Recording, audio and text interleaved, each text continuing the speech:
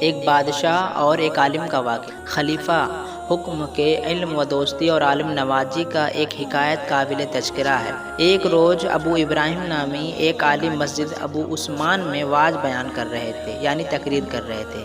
اسی حالت میں شاہی چوبدار آیا اور اس نے ابو ابراہیم سے کہا کہ امیر المومنین نے آپ کو اسی وقت بلایا ہے اور باہر انتظار کر رہے ہیں۔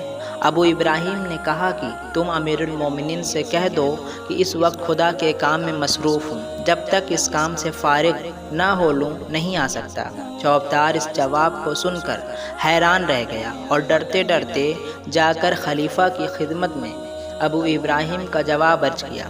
خلیفہ حکم نے سن کر چوبدار سے کہا کہ تم جا کر ابو ابراہیم سے کہہ دو کہ میں اس بات کو سن کر بہت خوش ہوا ہوں کہ آپ خدا کے کام میں مصروف ہیں۔ جب اس کام سے فارغ ہو جائیں تو تشریف لائیں، میں اس وقت تک دربار میں آپ کا منتظر رہوں گا، انتظار کروں گا۔ چوبدار نے یہ پیغام آ کر ابو ابراہیم کو سنایا۔ ابو ابراہیم نے کہا کہ تم جا کر امیر المومنین سے کہہ دو، امیر المومنین یعنی مسلمانوں کے خلیفہ، کہ میں بڑھاپے کی وجہ سے گھوڑے پر سوار ہو سکتا ہوں، نہ ہی پیدل چل سکتا ہوں۔ باب السدا یعنی بادشاہ کے دربار کا نام سے زیادہ دور ہے، مگر باب السطا یعنی بادشاہ کا ایک آفس یہاں سے قریب ہے۔ اگر آپ اس آفس کو کھول دینے کی اجازت دے دیں تو میں بڑی آسانی سے آ سکتا ہوں۔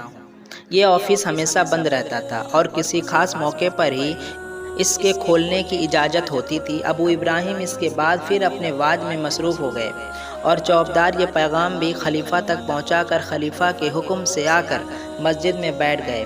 جب ابو ابراہیم اپنا واعظ ختم کر چکے تو چوبدار نے عرض کیا کہ آپ کے لیے وہ آفس کا دروازہ کھول دیا گیا ہے اور امیر المومنین آپ کے منتظر ہیں۔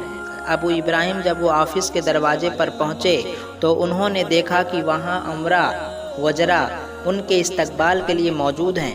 وہ دربار میں گئے اور خلیفہ سے باتیں کر کے اسی دروازے سے باعزت و احترام واپس آ گئے۔